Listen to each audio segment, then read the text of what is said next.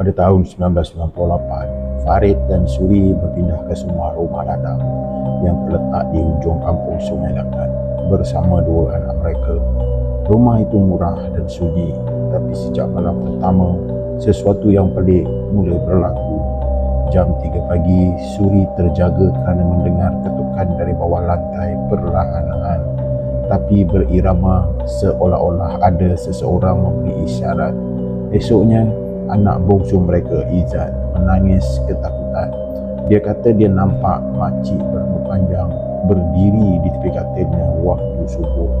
Pada malam kedua pula, gangguan jadi lebih kuat. Lampu berkelip-kelip walaupun suis sudah dimatikan. Bau busuk seperti bangkai tiba-tiba memenuhi ruang tamu dan pintu belakang terbuka sendiri walaupun sudah dikunci. Suri mula mengalami lebam-lebam tanpa sebab dan mengadu rasa seperti ditekan ketika waktu tidur. Farid akhirnya memanggil Ustaz Rahim.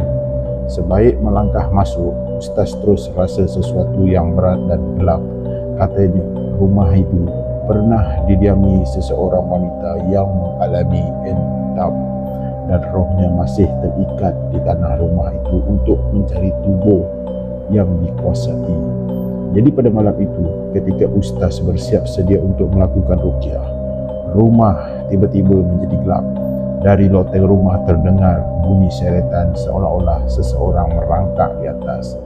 Dan anak-anak mereka pula menjerit bila ternampak bayang wanita berambut busuk turun dan tangga perlahan-lahan. Dan secara tiba-tiba, Suri dirasuk. Suaranya berubah menjadi garau. Matanya merah dan dia menjerit, "Ini tanah aku, keluar!" Dia cuba untuk mencederakan keluarganya sendiri, namun Farid dan Ustaz menahannya sambil ruqyah terus dibacakan. Bayang Suri itu semakin jelas di belakang Suri, seolah-olah cuba untuk menarik rohnya keluar. Dengan bacaannya semakin kuat, entiti itu mula mundur. Lampu pecah satu demi satu. Dinding bergetar dan angin sejuk menyelimuti seluruh rumah. Dan akhirnya dengan satu jeritan panjang, Suri rebah. Entiti itu terputus dari tubuhnya. Keadaan kembali senyap. Ustaz memberi amaran.